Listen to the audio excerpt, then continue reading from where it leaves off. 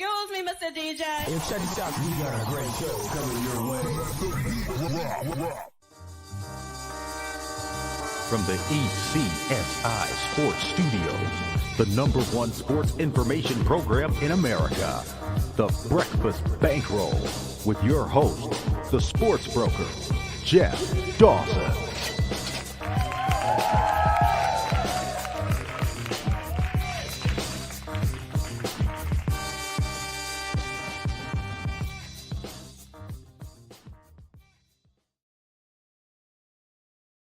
ECSI fans, do you want to revolutionize your sports investing habits? Allow me to tell you about Wagerwire. Wagerwire is an app that helps you become a superior bettor by allowing you to sync all of your sports books and track all of your bets in one place. See your current action, your betting history, and stats. You can also sign up for sports books and collect bonus offers. Follow them at Wagerwire on X, as they're the best account on the platform. Head to the App Store or Play Store now and search Wagerwire to download the app.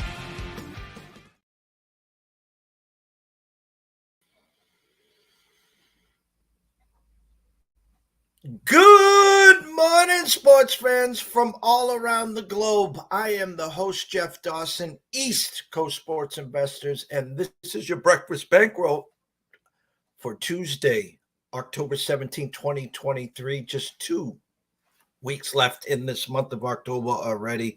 Time is flying. Blessed and honored to have co-founder, CEO Travis Geiger of Wagerwire in our studios today. As we're going to take a trip down memory lane. We're going to bring Travis back to the college days, the dorm rooms, and give us the a little behind the scenes on the playbook on how Wagerwire started, the process, the thought process, where they are today, and then, of course, where we expect them to be going, not just the rest of 2023, but 2024 and beyond. Shout out to the guys behind the desk and glass, Joe Shea, Cade Horton, Olu, Bennett, and, of course, Evan Lewis. And, of course, a shout out to our new partnership and sponsor, Wagerwire. If you have not downloaded this app, go to Google Play, go wherever you download your apps, download it. It's for free. Take a look, sync up all your bets, go some window shopping, do some ROI, and better yet, send an email to affiliate@wagerwire.com. Tell them JD sent you at ECSI. Travis, Zach, and all the guys behind there will take good care of you on a nice affiliate program to make some extra money. So without further ado, let's bring him in, the one and only Mr. Travis Geiger. Hey, Jeff, thanks for having me. Oh, thank you. I know it's early in West Coast land here, right? You got me up with the surfers. I had to put the background in. I don't think the marine layer is even burned off yet. Well, we could. It's cloudy and dreary back east. It's 10:20. I think I'm into about my 6th cup of coffee. So I'll just lead us through the promised land. Please do. I went to the coffee place. They hadn't even opened yet, Jeff, over here. I got to be honest with you. That's how early it is. So I know the story, but most people don't know the story. So why don't you take us back to college, you and Zach, the thought process, how Wagerwire all began? Yes, absolutely. And first of all, it all led us here, which we're with the best, sports betting minds in the industry, between you and the whole team, Consig, the whole 9 yards. We couldn't be more thrilled that, a couple of dudes who basically had this idea on a couch are with you guys and speaking to your audience. So I'll go back to day one. Me and my co-founder, Zach Doctor, he's actually the CEO. I would love to take credit as the CEO, but I mean, it comes with a lot of smoke, and I'm more of the marketing experience guy, but it's 3 of us, and we truly are equals. We have, complementary skill sets, me, Zach, and Guy. We were all UCLA buddies going way back. I'm from Cincinnati, Ohio. I wanted to make movies. I went to UCLA to make films. He's from the Bay. Other co-founders from the Bay. Guy was doing applied statistics. Zach was doing business, and he was in finance. We kept living together after college, and we had a bunch of different, ideas. We kicked around a couple startups that got various, ways through, and some of them proved more relevant than others. He was producing my movies too for a little bit. And then I went through the whole Hollywood system. I had some really great experiences. Ended up working on movies that were nominated for Oscars. Got to go to the Cannes Film Festival. Even got to work with Steven Spielberg. But here I am coming home late from work, working on the Sony lot. We're living together. He's got a Packer bet. Zach has a Packer bet. I get home, and the live line had moved. And I wanted to get some action down, but I didn't really want the live line. I actually wanted his exact, pre-match bet. And I said, hey man, can I Venmo you $50 for half of your action? And sure enough, the bet won. He Venmoed me half the winnings. And we said, this is kind of fun because we were rooting for the exact same outcome. We weren't rooting for different spreads or anything like that. And then we got to share in that kind of moment. And we said, well, why should we settle this on the side? What if you could just actually send me half of your bet, or I could ask you if I could buy 25% of it or all of it. Or then when you really game it out, it becomes a secondary market where you can, it doesn't have to be your friend's bet. It could be somebody across the country's bet. And then you think about the implications. Well, bets don't even have to win anymore for you to make money off of them. They just have to be directionally correct. The Cowboys, every year, people think they're going to win the Super Bowl. Well, you can make money on a Cowboys Super Bowl bet, and they never have to win the Super Bowl because they start with a strong enough record that people are starting to FOMO in. Something like March Madness, we all feel in our gut that there's that one or two teams. They might not go all the way, but they're going to make it pretty darn deep, right? And how do you really bet that? Well, I think you take action on all of them and you kind of manage it. You guys say, stop betting, start investing. Invest in these teams, and you'll buy low and sell high. And that's kind of what Wagerwire is.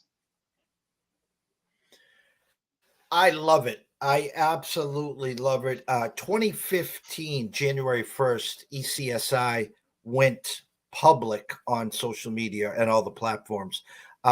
For 18 months, we were bashed by every troll on the planet because we've never used the word gambling. We never would. It's always been investing, and we've always thought, like the stock market, like Bitcoin, like day trading, with the proper service, with the proper mindset, bankroll management, you can make money in these lanes if you stick to the process and trust in the process. And you guys, with your idea, are taking it to a whole nother level. We're building on exactly what you said, right? I think that what you guys have been so talented at is with just like the binary outcome or win and lose. You guys have been able to truly think about bets as investments. I think this just unlocks a quantum potential for that exact same mindset and something that the public can, grab onto. There's one company out there, when they came out, I was like, holy Toledo, they're going to hit the jackpot, and that's PropSwap. Okay. When you were and Zach were coming up with this thought process, were you looking at your process almost as direct competition as PropSwap, or were you looking into the PropSwap model and saying, hey guys, I call you guys PropSwap on steroids? You know what I mean? I think you just take it to a whole nother level. But was there a dive into what PropSwap is doing and what you want to do, or was there any look under the hood of what PropSwap was doing? So it's an important point, especially for the people that have been around in the industry for a while, because they've definitely heard of PropSwap. We hadn't, right? We actually we had this idea organically. We found them when we were brainstorming names for the business, and we're like, uh-oh, this actually exists. But then when we looked into it, we're like, well, there's a lot of room for improvement. And we knew from the get-go we were going to take a tech first approach. And we think Luke and Ian are awesome dudes. Like, they're evangelists for this concept, right? And they did it first. Like, they got the scars to show it. They're mailing around the tickets, and that's that's awesome. That's how it had to start. It wasn't legal, right? They did everything that they could. And I know they made a lot of great friendships and inroads along the way, and we give them a lot of credit for that. But when we took a look at this, we said, all right, what they're doing, and we wish them totally the best, and there's totally room for two. That's like the MVP. That's mailing DVDs. Netflix, we're streaming Netflix. We're 4K Netflix. We're maybe even movie studio Netflix, because not only are we having the technology, the API plugins, the real-time settlement, kind of the trade, like being able to look like a trading view desk of real-time charts and all this kind of stuff, the stuff that you get when you really plug into these casino systems. But we have this media arm, right? And something that they did prove out is the virality. I mean, you saw when Cousin Sal bought that ticket, it went like crazy. Like one ticket can really change the course of our company, because it could be a celebrity's ticket, right? Like we partner with Jake Paul's company. You can buy Jake Paul's action on a fight and it'll have his face on the ticket, because you're really buying his action, or you're buying your friend's action. That's really cool to us. So we totally pay respect and homage, think there's room for two, but we really want to take this quantum leap where what we end up with is like a Robinhood for sports bets, like a Coinbase for sports bets. In a lot of ways, even eventually a Priceline for sports bets. You should be able to come to Wagerwire and you get the best deal on a bet, regardless of it's at the primary market book or on a secondary resale market. We want to be the hub for all things. So let's go to Jake Paul and BetR. Congrats. You guys are working with the biggest social media mogul in the currently right now in the world, with Jake Paul. Wins again on Saturday. That's just the start. So tell me how that worked. In other words, the process, and was it more Jake with the open mind? Again, being in that younger generation, we talk about Vegas, we talk about where it originated. Great friends with Derek and Jeffrey Benson at the Circa, great friends at the South Point with Jimmy Vaccaro, Chris Andrews, great friends at the Westgate with Mr. Murray and company there. But it took someone younger, someone new to the game, to see the vision. Well, so it's interesting you should say, and I hope, by the way, we pine for the buy-in of those guys, because we respect them so much, and we've started to get some relationships with some of them, and we just want to prove ourselves. So we hope that Jake can be the beginning of that. So Jake Paul and Joey Levy's company, Better.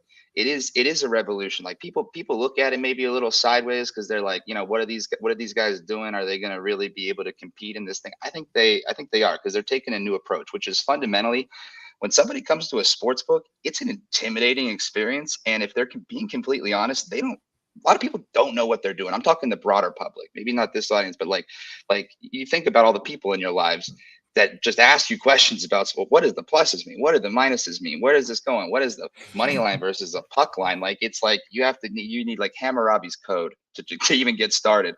So they broke it down and they were like, well, let's make this accessible. That was Better's thesis. But even before Better, Joey started Simple Bet, right? So Simple Bet was a company that right now what they do, they power in-play betting. So what's the next pitch going to be? Is LeBron going to make his next free throw? When they came out with that idea, the industry writ large looked at them and said, you're crazy. Are people really going to bet like this? Is there going to be enough demand for it? Like, how are the odds going to work? How all this stuff. So they created the odds feed that now powers in-play betting and all the major sports books that you can think of. They either have Simple Bet or installing a version of it. They can't not have in-play betting. In-play betting is what all the kids want. It's what they really got to do. And that's why Better really started with micro betting, started attacking that. Now they're going to have version 1 of their sports book early next year that will be plugged into too. That's going to have total product parity with, across the markets. But when people looked and said, are people going to bet on LeBron's next free throw? That's the kind of situations we found ourselves in early on. Are people really going to sell their bets? It seems so obvious now that people were going to want to bet in game like they do. And it's like 30% of the market share is in-game betting powered by Simple Bet. We think it's going to be that obvious that people should be able to sell their bets, and they should have been able to sell their bets the whole time. Look at the popularity of cash out. Even with the terrible margins and the lack of coverage, we're seeing between 5 and 10% of futures and parlays actually get cashed out. I mean, that's a lot, right? And that's with lack of optionality. So what we're here to do really is grow the pie. Like, yeah, we're optionality for the bettors. We're a way out or a way to capture profit.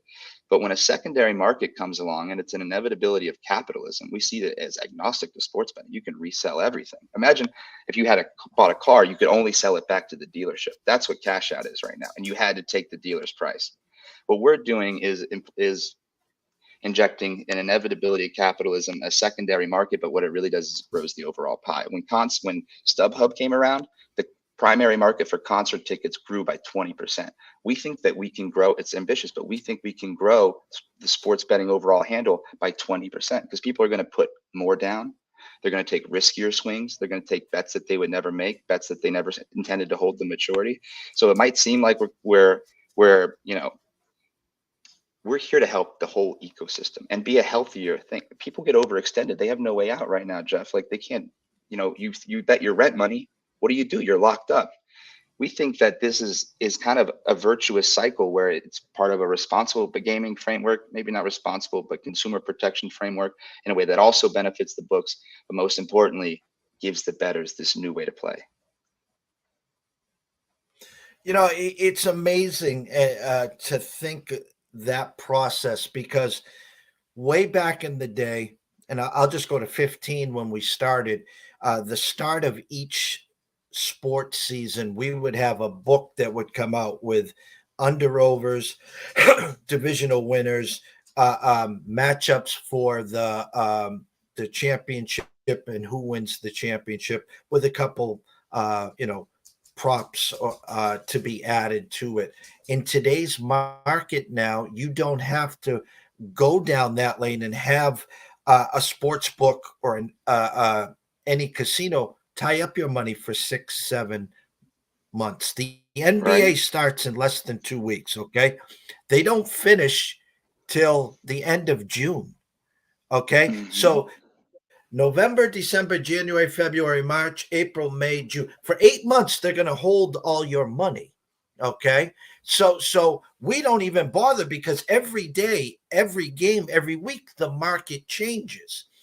November 1st, college basketball starts. My UConn Huskies, defending champs. Now, we didn't get into the Huskies last year till late February, early March. We got them at 16-1. Everyone that was an ECSI VIP member, we had the UConn Huskies at 16-1. We didn't do it in November, December, or January. Okay. So what you are doing is you are offering a window second to none, where you don't have to tie up your money for, 4, 5, 6, 8 months. The bottom line that most people don't understand, Travis, is these championships, there's only one winner. The rest turns into confetti, beer coasters, and trash. So someone that purchased that ticket in November and then resells it in December, because don't forget, UConn started out, I think, 13-0 to start the year. Then they lost 4 out of 6. So I'm just using the UConn ticket. And then, they lose in the Big East tournament. People are like, they're not going to go far. Then they, of course, got hot in March. For people like us, the ECSI followers and the sharper guys around that want to invest, you're opening up a window of opportunity second to none. Second to none. I think I even showed you or shared with you the charts from last year's Final Four. Like, ridiculous. Florida Atlantic, SDSU, Miami Hurricanes, and UConn. There's so much value for for this East Coast sports investing crew out there. Like, none of those teams actually had the win, but directionally correct. You could have taken, I'm just looking at this value right now because it's absolutely insane. $100 bet, if you placed it at the beginning of the season on San Diego State, was worth up to $34,000 in the Final Four. Right now, of course, like you said, goes to zero. Even I'm looking at Florida Atlantic, not so crazy, but still kind of crazy. At the end, $2,100 off of $100 preseason bet. I mean, and I'm looking at going into the round of 64. It's not even that much. You could have placed the round of 64, been very close to these kinds of high highs. For the example I like to use, sorry, I'm like trying to look at the charts and talk. I'm not as good at you as doing the Jim Cramer thing here, but um, you could have made more money selling. You could have made more money selling an Eagles bet the day of the Super Bowl than holding a Chiefs bet to maturity if you would have placed them both at the same time. It's crazy. Mr. Saylor, good morning. He says, is there a market for any of my Anthony Richard futures? It sounds like he's going to go under the knife, Mr. Saylor. Long term, obviously, that's great for you and your Colts. Obviously, short term, it's not. I was actually backed them on Sunday, Russell, against at Jacksonville. And let me just tell you, there was no magic in Minshew on Sunday. I knew by the first quarter we were in trouble there, but insanity. So Travis, let me ask you a question. It's October 17th, 2 weeks left till November 1st. Give us the next, so technically we got 10 weeks left in 2023. Where do you go from here? Mm-hmm. It's a great question, and this is where I try to not have foot in mouth, because I do speak very liberally, which maybe is a good thing, but I don't want to burn any of our partners who have they're not a startup, so they have other constraints, right? But we can speak about better, which we're very excited about. We're going to be going into better picks first, and then to their sportsbook product. We're working with them very closely right now. Actually, we're in the gaming testing lab with Stations Casino. So STN Play is their app, and their free to play is available in all 50 states. In just a few weeks, you'll be able to go on there and trade Wagerwire bets for coins that you can play on their slots. This is basically our proof of concept, right? We think that we can probably get another. We want to get another book in here as we do the better rollout. We're on their timeline, and we totally respect. We don't want to step on their toes at all, because we want to do it right with them, right? There's a lot of variables. I mean, like I said, taking this from 3 guys on the couch to, multi-million, sometimes publicly traded, multi-billion-dollar companies, not a lot of room for error. So we're walking before we run. STN Play is where we're planting our flag. We're looking at a couple other kind of small market operators, even one in the Las Vegas area, and when I say Vegas and everyone thinks about how you're going to trade bets, it's very regulated here, et cetera, et cetera. We had more lawyers than employees until about 6 months ago. And we're blessed to have a lot of regulators and former regulators on our board guiding us. So we want to do things very above board. What this looks like next year is domino theory playing out in real time. I think like I had mentioned about micro betting, now you can't be the book without micro betting. You can't survive without it. No book is going to be the book that can't offer bet trading. If I came to sports betting from out in the cold and I had no idea what the state of play was, I would say, what do you mean I can't sell my ticket? You're not going to let me sell my ticket? This is my ticket. I paid for it. No, you're going to hold it unless it wins, and then you pay me, or it goes to zero, or you're going to decide on some outcome or push or avoid it. Like, no, this is my property. I want it. That's going to be the consumer sentiment we feel this time next year. That's some crazy bleep. That is amazing, because when I started my process in 13 and 14, and I jumped in a car and drove 8.5 hours to a good friend, very successful restaurant owner, and gave him my dream and my vision. And this was in 13 and 14. We launched in 15. That was 3 years before PASPA. And so when I talked to him in 13 and 14, the one thing he asked me is, Jeff, are you tough skinned? I said, 100%. He goes, I'm in. Let's do this. And so when we launched in 15, again, the naysayers, gambling, and I just keep the blinders on, because I believe I can see through the trees, just like you, just like Zach, and just like your team. And you've built this foundation.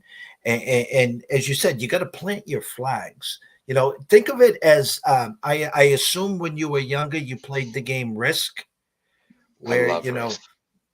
Exactly. And you were set for a 6, 7, 8 hour marathon, and you had a plan in your head, And that's what we did on Friday nights. And it's the same in my business, the same in your business. You can't conquer the world overnight. Okay. But as long as you start believing, you build a team that people believe in, and then you start planting your flags. I was the guy, Travis, sitting behind home plate at Fenway Park when Mookie Betts was on deck, and I turned to a good friend of mine and says, before you know it, you're going to be able to bet if this guy gets on base, hits a single, double, triple, or homer. And now that's Mookie Betts with the Red Sox jersey on. That's how long ago that was. Wow, man. Yeah, you see it. You've always seen it, right? And so that's why we think the media component is so huge to this, right? Because it's one thing to have the technology, and it's one thing to have the media, but this is the complement. This is why this partnership is so powerful, right? Because just like CNBC couldn't exist without, the stock trading apps, Fidelity, Robinhood, or whatever. Robinhood, Fidelity, all of this kind of, retail trading wouldn't exist without the media side of it. They drive and complement each other. So this partnership is a match made in heaven. 1,000%. 1,000%. This, as I will like to introduce. Now, life gets busy, people. And we've had a lot of people watching and listening today. This will be our spot with Travis to start on Tuesdays at 10 a.m. East Coast time, 7 a.m. West Coast time. But we will have him on during the midday market reports when available, so he can get a little extra sleep and tie up his mornings there. But what I want to do, as we always close, Travis, is I throw a soft lollipop curve. This is your stage. Anyone that comes on here, this is your stage, your platform. Give us some closing thoughts to everyone watching and listen, where they can find you, where they can find your app, all your work, and maybe what to expect in the near future. Yeah, well, number one, we're here to build trust, right? Like Jeff said, we're not trying to be some like hotshot dudes that just like come in and say this is the way. We think it's all about community, right? So you can follow us on Twitter at Wagerwire. We do a lot of, for the one-on-one crowds, we do educational stuff, but I think a lot of people on there will find our charts and some of our analysis really interesting. Wagerwire.com/community. That's kind of the hub where we keep all of our original content. The App Store. We're live in the App Store right now. What it is, doesn't have where we're going, but it's a great start. It's a universal wallet. You can sync your bets. You can see all your action. You can compare lines, track your ROI, see how your friends are betting. You can sync your FanDuel, your Caesars, your MGM, your Bet Rivers, see all of your bets in one place, see all of your balances in one place. We're adding, features that actually help you look back and say, how am I doing on parlays this year? How am I doing on Lakers bets this year?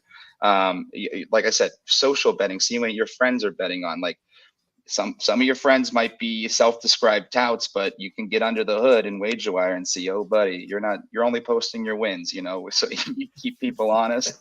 But yeah, we're just here to kind of get into the mix because we have a ton of respect for this industry and the history and where it comes from. And we want to be part of where it's going, but we don't want to go there alone. We can't go there alone. We want a rising tide to raise all ships. And we think that we have something for everybody. Next Tuesday, Travis, we'll bring on some of those graphs that you were talking about, so everyone can start to see, the actual. This was here at $100 wager, and as you said, at one point was worth $2,500, $30,000, and we're getting to that type of season. The hard part right now is as we speak, we got the ALCS, the NLCS. We got college football. We have NFL. We have the NHL that just started. NBA starts in 10 days. Oh, and by the way, November 1st, college basketball starts. So it's nice to get ahead of the game as, start planting those flags. Get in, download the app, get acclimated to it. So when, things start to pop, you already know how to use the app. You instead of just going in cold. Hmm.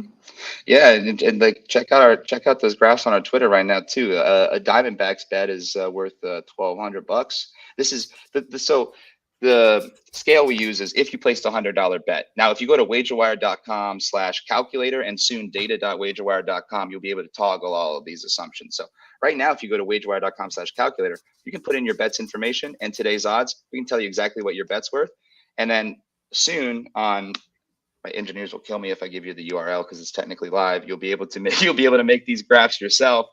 I'm looking at the Diamondbacks. $100 is up to $1,200. The Phillies $100 up to $548. So you can have a lot of fun with it even before bet trading goes on. I know everyone here is analytically minded. Just seeing these trends, hopefully it helps you guys bet even before the marketplace goes live.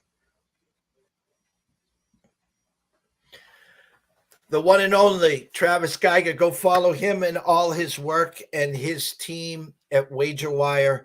An amazing debut and spot today, Travis. We can't thank you enough here at ECSI and our partnership. And we look forward to many months, years down the line where we'll be sitting right where I am right now at the Circa. We'll bring Derek along. We'll bring Mr. Benson. We'll ask the mayor of Vegas, Mr. Dave Sharapan, and maybe we'll go up to 8 East and break some bread. How's that sound?